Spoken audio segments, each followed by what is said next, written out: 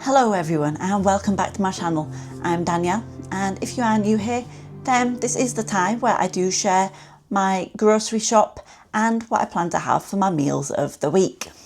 I did just again go into Lidl this week. It was a bit of a spendier week, not too extreme, but you will see why that was in a few moments. Next week, good job me, will be spendier week again, just because I am going to head to Costco to get a few things that are on my list and that I want to stock up on. But it has definitely worked out for me from last time in terms of saving money in terms of each week and being able to bulk purchase things as well. So like I say, I will show you what I did pick up in Lidl and obviously kind of why it was that little bit extra and my thought process behind it as well. And then we can go over what I'm planning to cook for the week ahead as well. So let me show you what I did actually get in Lidl this week. As you can see, it's a few more items than it had been previously. But let's start with some basics of some chicken instant flavour noodles. Figured these would be a great go-to sort of lunch or something, just to mix up the lunches that I've been having, or even to incorporate into a speedy panic meal as well. I picked up some more 0% fat, authentic Greek yogurt as well, just because I'm about half of the way through the one that I currently have open. I did want to make sure I had enough for the week. I also got some reduced salt Little Own brand gravy granules. This is mainly for putting into things like sort of slow cooker meals and that sort of thing, rather than necessarily actually having it as gravy as part of a meal.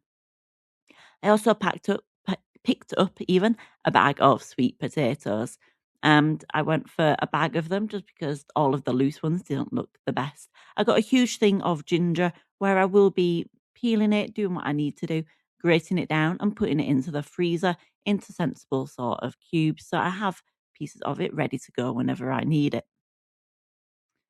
I then picked up some tandoori chicken breast chunks as well as some flame grilled chicken fillets that are obviously both cooked.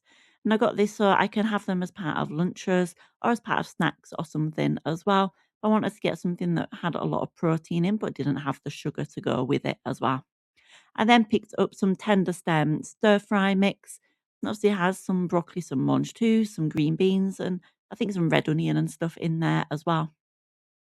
But then I also picked up some purple sprouting broccoli. I wanted to sort of get this rather than sometimes just one of the full broccolis, just as a bit of a change and a bit of a treat to myself as well, especially where the weather's improving. I got another loaf of bread. I'm just over half of the way through the current loaf that I have. This one probably will end up getting thrown into the freezer just for when I want it. But talking of freezer things, I picked up a bag of frozen blueberries. That's 400 grams in here. I also picked up some pineapple chunks. I believe this is also about 400 grams. Then I also grabbed some raspberries, as well as a bag of sort of mixed berry medley. All of these will be going in sort of overnight oats, overnight Weetabix, as well as them sort of on the day yogurt sort of mixers as well. Just because, like I said, I am trying to sort of control my sugar and everything a little bit more. But I wanted to start to get frozen fruit. Now I have the space, just purely because of the fact that it will last for longer as well. And there we go. Now you can see why. It's because I purchased all of those different bits of frozen fruit. And that is going to help me to do things like overnight oats and everything like that, as well as perhaps having a bit of a sort of a colder snack. But where it's colder, I'll be able to sort of chomp on them less. And that will help to reduce my sugar intake. If you watched my meals of the week video from yesterday, then you would have seen how I am trying to go back to kind of basics in terms of reducing my sugar content and the reason why I'm trying to do that as well. But I have figured out my meal plan for the week. I've done a full 7 meals. I obviously might not necessarily have all 7 of them, but I wanted to have enough days there so that they were planned just in case I did manage to stick super on track. So I have got my list here and we've got a chicken paella. Obviously quite a lot of paella would include sort of seafood and different things, but I have a lot of chicken in the freezer. The reason I've done that is I have some paella rice and then some paella seasoning that came with sort of part of the set when I got my paella tin as well. So I wanted to make sure that I was just kind of doing that. And obviously it was helping to keep costs down. I can just do a bigger bit of chicken rather than also purchasing prawns or something as well. I also have a lot of beef that's made to go into the slow cooker. I have some sort of stewing beef chunks and then some shin beef as a piece as well. So I'm going to actually make sure that I put that into the slow cooker, do it kind of in a bit of a gravy kind of sauce as well. And then I'll have some of that with rice. I might end up having some of it as leftovers or something for lunch the next day. Then I'm thinking I'll put the rest of it into the freezer, and then I will have it just for whenever I do want something that's basically ready to go. I also have some pork loins in the freezer, so at some point I'm going to pop one of those out and have it with that stir fry sort of vegetable mix that I have, as well as with some egg noodles that I have. And then I'm just going to do some meatballs with some spaghetti. I have that other half of the passata from last week's recipes that I did in the freezer, so again I'll be able to pop that out at the same time as I pop the mince out, whether I do pork or beef mince balls, meatballs, I'm not too sure.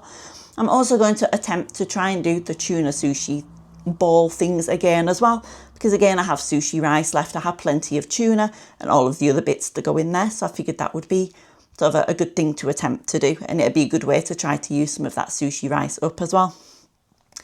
Also last week I put some pesto and chicken stock combination into some cubes, so I'm going to put some of that with some salmon and some quinoa as well.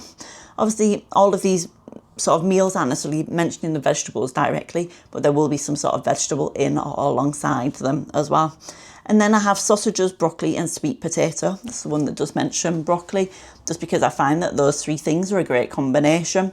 And it might end up being a sort of a baked sweet potato, I might end up doing it into wedges or something. I will see how I feel at the time.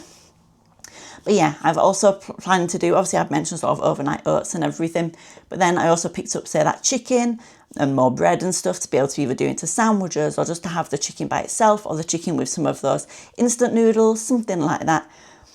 But yeah, I'm trying to keep my sugar content a lot lower. So that did get factored in when I was doing my meal plan, my sort of snack plan, my entire meals of the day as well. So hopefully I'll be able to stick on track with that, and I won't find myself wavering too much, because obviously sort of the longer it goes, the harder it does get to break out of that sugar cycle that I found myself in. But I'm looking forward to cooking all of those meals. I think it's a nice variety of carbs, it's a nice variety of sort of meat and fish and everything as well. But like I said, we will see how we get on to whether that actually all comes into action or not. There are some bits that some of the recipes there where it is all based on stuff that's in the freezer or in the cupboards and stuff, so it isn't necessarily stuff that will go bad. Say the tuna sushi or the salmon, the pesto salmon and stuff, all of those bits are sort of, like I say, in safe places, so they won't necessarily go bad. So if I don't get around to having those, then it won't be a case where I'm letting food go to waste. I just wanted to kind of point that out so that nobody was worrying sort of that I have been purchasing things and I'm letting them go to waste. I'm making sure that I get through everything that I use up, and that some of my recipe plans do involve meals that are solely based on things I already have, that are long life products, that are freezer stable, anything like that as well. But that is everything from me for the week. If you're still here, then thank you so much. I do appreciate you. Please consider liking and subscribing. If there's any comments going on below, I'd love for you to get involved as well. But until I see you again next time, whether it's for this video again next week, whether it's for a meals of the week video, normally on Saturdays, a recipe video or something else in between, I look forward to seeing you again then. But do take care, and bye for now.